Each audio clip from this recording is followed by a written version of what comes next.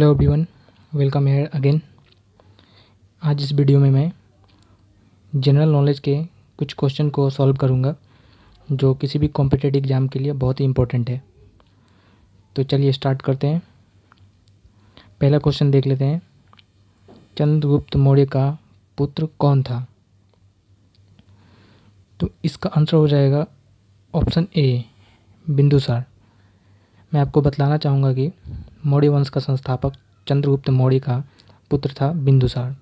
यह चंद्रगुप्त मौर्य के उत्तराधिकारी के रूप में मगध साम्राज्य के गद्दी पर 298 ईसा पूर्व में बैठा था और इनको अमित्रघात भी कहा जाता है। बिंदुसार आजीवक संप्रदाय का अनुयायी था। ओके फ्रेंड्स, तो चलते नेक्स्ट क्वेश्चन में। देखिए नेक्स्ट क्वेश्चन क्या कहता है। भारत में तुगलक वंश के बाद कौन सा वंश शासन में आता है? Let's see the option. यहाँ 4 ऑप्शन दिया गया है। ऑप्शन ए में गुप्त वंश है, ऑप्शन बी में खिलजी वंश, ऑप्शन सी में मुगल वंश और ऑप्शन डी में सैयद वंश। तो इसका करेक्ट आंसर होगा सैयद वंश। सल्तनत काल में विभिन्न वंश का शासन इस प्रकार है। सबसे पहले गुलाम वंश था जो 1206 से 1290 ईस्वी तक था। उसके बाद खिलजी वंश आता है जो 1290 से 1320 ईस्वी तक था। आफ्टर दैट तुगलक वंश जो 1320 से 1413 ईस्वी के बीच तक था। उसके बाद सैयद वंश आया था जो 1414 से 1491 ईस्वी तक रहा था। और उसके बाद लोधी वंश आया था जो 1451 से 1526 ईस्वी तक रहा था। Let's move to the another question. Next question is, किस ग्रह को बौना ग्रह माना जाता है? तो इसका करेक्ट आंसर है प्लूटो। मैं आपको बतलाना चाहूँगा कि 2006 में IAB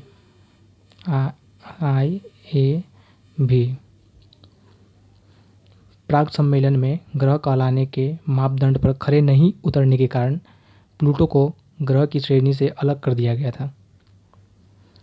इस बौने ग्रह का नाम 134340 रखा गया था।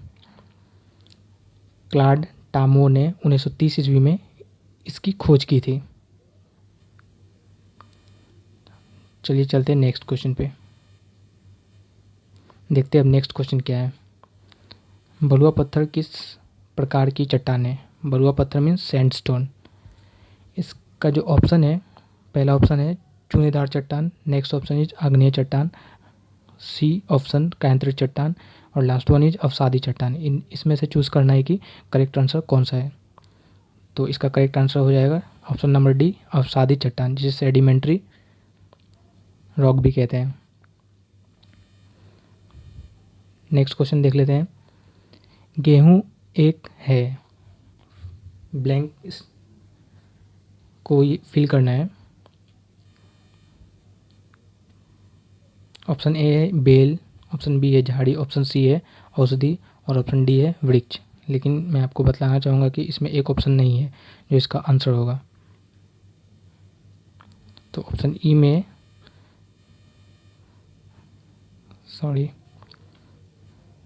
इसका जो आंसर होगा वो होगा घास। गेहूं एक घास कुल का पौधा है। ओके फ्रेंड्स, याद रखिएगा घास कुल का पौधा है। चलते हैं नेक्स्ट क्वेश्चन पे। नेक्स्ट क्वेश्चन है, सांप, कछुआ, छिपकली तथा मगरमच्छ जंतु किस श्रेणी में आते हैं? Option first option is Matsya, next one सरीसृप, जल स्थलचर और पक्षी। तो इसका करेक्ट आंसर होगा ऑप्शन नंबर बी, सरीसृप। नेक्स्ट क्वेश्चन देख लेते हैं। मृदा में जल तनाव मापने के लिए प्रयोग किए जाने वाले यंत्र को क्या कहा जाता है? ऑप्शन प्रकाश मापी, उत्तप मापी, शुष्क आर्द्रता मापी, तनाव मापी। तो इसका आंसर हो जाएगा ऑप्शन नंबर डी, तनाव मापी। नेक्स्ट क्वेश्चन, बल का एसआई मात्रक क्या है? फोर्स का SI unit. Options are pascal, बायोल, वाट, न्यूटन। तो इसका करेक्ट आंसर हो जाएगा option number D, newton. Next question देख लेते हैं, निम्नलिखित में से कौन सा एक बूढ़ा ऊष्मा का परिचालक है? पहला ऑप्शन है एल्यूमिनियम, दूसरा ऑप्शन है सीसा, नेक्स्ट ऑप्शन है तांबा, उसके बाद है चांदी। तो इसका करेक्ट आंसर हो जाएगा ऑप्शन नंबर बी, सीसा। नेक्स्ट क्वेश्चन देख लेते हैं, निम्नलिखित में से कौन सा कंप्यूटर में स्थायी रूप से डाटा संचित नहीं करता है। ऑप्शन है ALU, next option is RAM, उसके बाद कैश मेमोरी, लास्ट ऑप्शन है रोम। तो इसका करेक्ट आंसर होगा रोम। नेक्स्ट क्वेश्चन देख लेते हैं, जंग लगना है, विद्युत अपघटन, ऑक्सीकरण, रेडॉक्स अभिक्रिया और अपचयन। तो इसका करेक्ट आंसर हो जाएगा ऑप्शन नंबर सी, रेडॉक्स अभिक्रिया, जो ऑक्सीकरण और अपचयन दोनों है। नेक्स्ट क्वेश्चन देख लेते हैं, निम्नलिखित में से कौन सा एक धनायन नहीं है, यानी कैटायन नहीं है? Sulphate ion, option number C. Next question देख लेते हैं, निम्नलिखित में से कौन सा एक धूम कोड़े का घटक नहीं है? ऑप्शन है परिवर्तनशील जैविक यौगिक, nitrogen oxide, sulphur dioxide, chlorine oxide.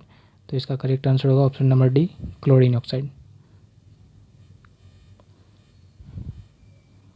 Thank you.